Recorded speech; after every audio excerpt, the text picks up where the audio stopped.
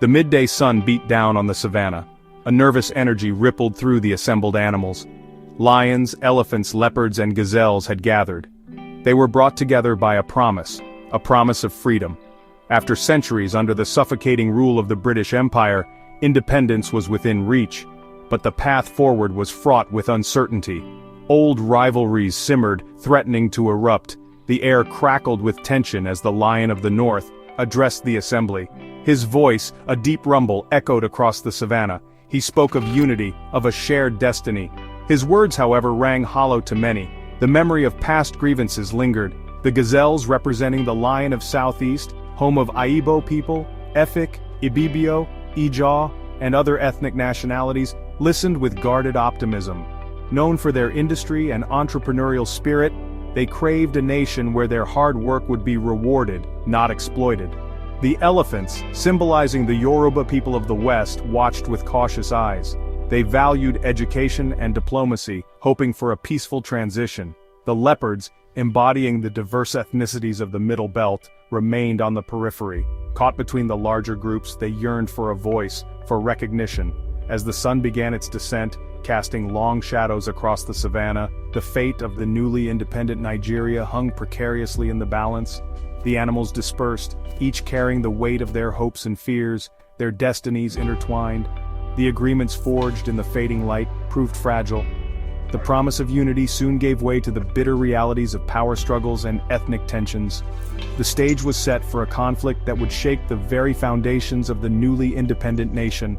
A conflict that would test the limits of loyalty, push a people to the brink of annihilation, and leave an indelible scar on generations to come. In this newly formed nation, the animal kingdom mirrored the complexities of human society. The lions, proud and powerful, held sway over the vast northern plains. They were a collectivist society, their strength rooted in their shared history, their decisions guided by the wisdom of the elders. The elephants, in the lush southwest, were renowned for their intelligence and diplomacy. They thrived on trade and scholarship, their society built on a foundation of communal living and shared prosperity. The leopards, scattered across the Central Plains, were a diverse group, each with their own unique traditions and languages. They valued self-reliance and resilience, yet their strength lay in their unity, their ability to band together in the face of adversity. The gazelles, inhabiting the southeastern grasslands, were known for their agility and entrepreneurial spirit.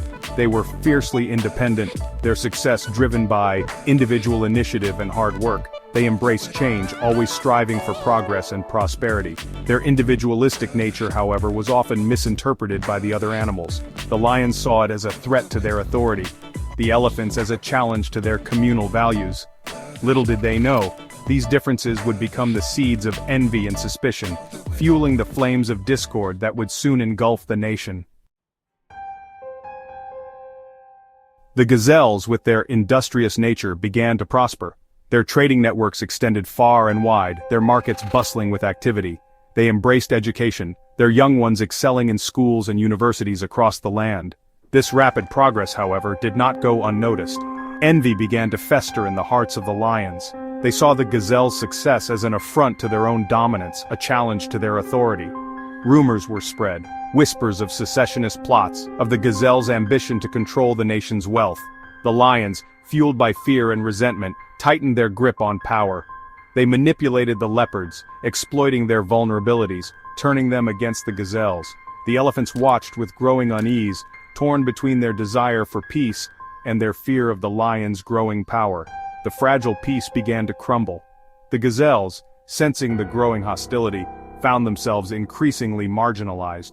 Their pleas for fairness and equality fell on deaf ears. The stage was set for a confrontation, a clash of ideologies and ambitions that would plunge the nation into darkness. The seeds of envy, sown in the fertile ground of mistrust and fear, were about to bear bitter fruit. The lions grow restless. They see the gazelle's success and fear their own power slipping away. We must act or risk losing our place at the top. We cannot let fear drive us to rash decisions. We must seek a path of peace and diplomacy. The future of our nation depends on it. The time for talk is over. We must show strength or we will be seen as weak. The gazelles must be put in their place. Ah, the seeds of discord have taken root. A divided nation is easier to control. We must ensure the balance of power remains in our favor. The once hopeful dawn had given way to a storm of conflict. The lions, elephants, leopards, and gazelles found themselves caught in a struggle for power and survival. The delicate threads of unity unraveled, leaving a nation engulfed in chaos. The dreams of independence were overshadowed by the harsh realities of war. And so the stage was set for a battle that would shape the destiny of generations to come. I don't understand why we had to suffer so much. What did we do wrong? In the aftermath of the war, the youngest generation is left to grapple with the scars of conflict. Their innocence, shattered by the horrors they witnessed, leaves them with questions that have no easy answers. Will we ever be able to live in peace again? Will things ever be normal? These children, born into a world of turmoil, are now the bearers of a heavy legacy. Their future, uncertain, is a testament to the enduring impact of war. They must navigate a path forward, carrying the weight of their past.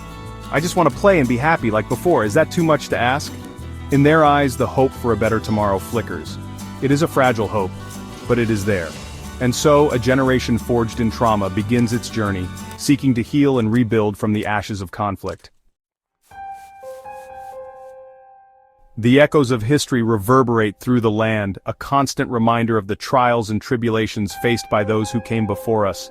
The shadows of the past linger, casting long memories that shape our present and future.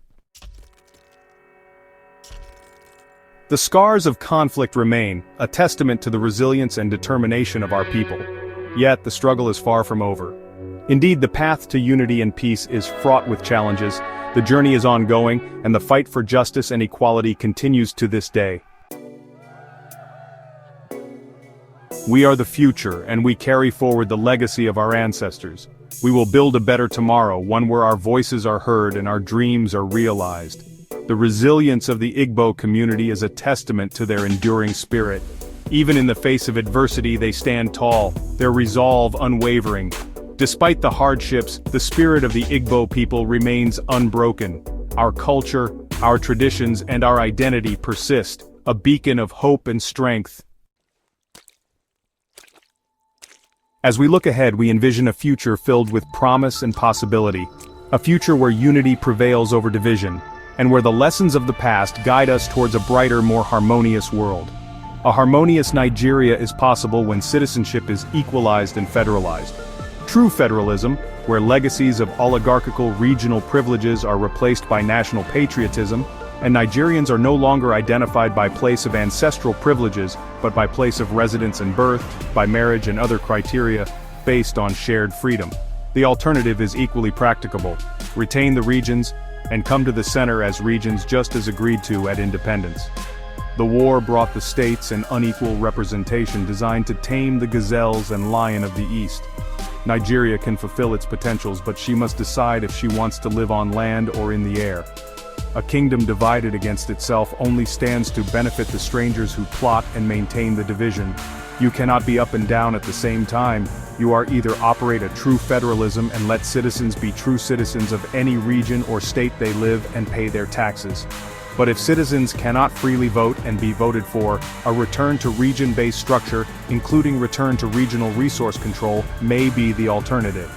As Dr. Oki Martins puts it, if you federalize regional resources, you must equalize and federalize citizenship. We came as regions, but the military brought the states, and the intact regions want to retain 100% of its regional privileges and federalize 100% of resources from defeated region, more like the spoil of war. Now that's the dilemma of the twisted kingdom, but the destination is worth every step.